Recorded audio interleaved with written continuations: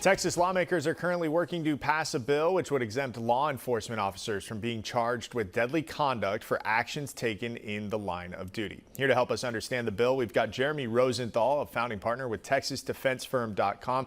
Thank you so much for joining us today. Thank you for having me. Okay, so just today, the House passed Senate Bill 1637, which will exempt police from deadly conduct charges. Before we get to kind of what this bill is, but have we ever seen efforts from lawmakers to pass similar legislation, and what have been the outcomes of those efforts? It's pretty common to insulate police officers from criminal liability.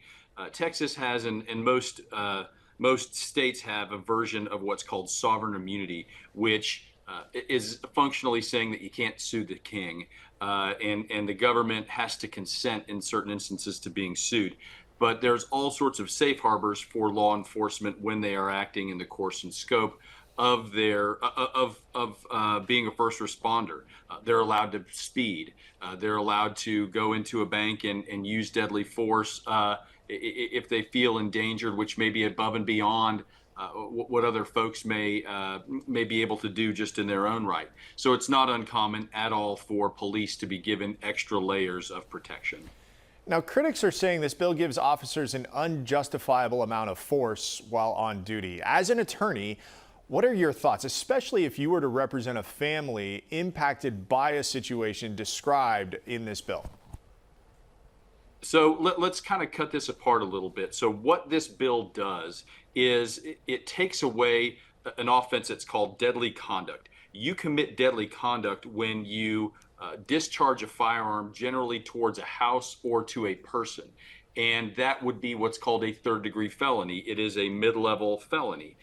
It doesn't take murder off the table. It doesn't take manslaughter off the table. A police officer could still be charged for that. So what you've done is you've kind of taken something in the middle.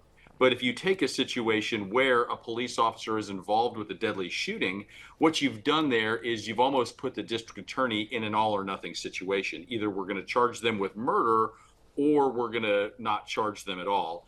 And by taking away that middle rung, it sort of lessens the options available to the district attorney's office. So if there are some concerns, it's that you're sort of limiting your DA's ability to really have the range of consequences if those are appropriate in this situation.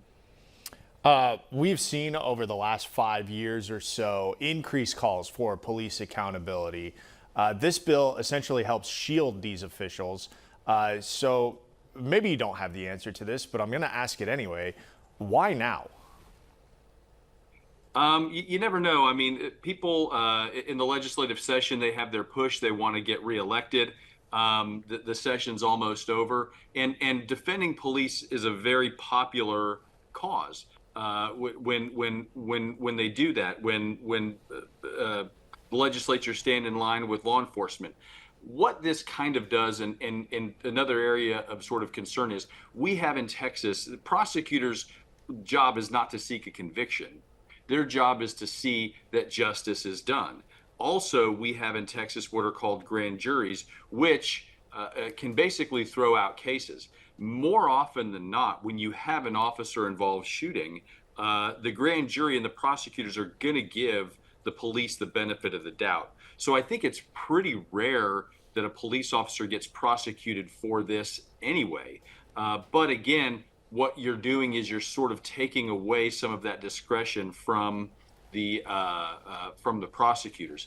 But again, you live in Texas, and it doesn't matter what part of the state you're in. I don't know that I've ever heard a politician who's run on the platform of, hey guys, I'm going to go easy on crime. Go ahead and elect me. It's just good politics to protect police in the Lone Star State. An attorney with TexasDefenseFirm.com, Jeremy Rosenthal, thank you so much for your time and helping us make sense of all of this today. Thank you. Have a great day.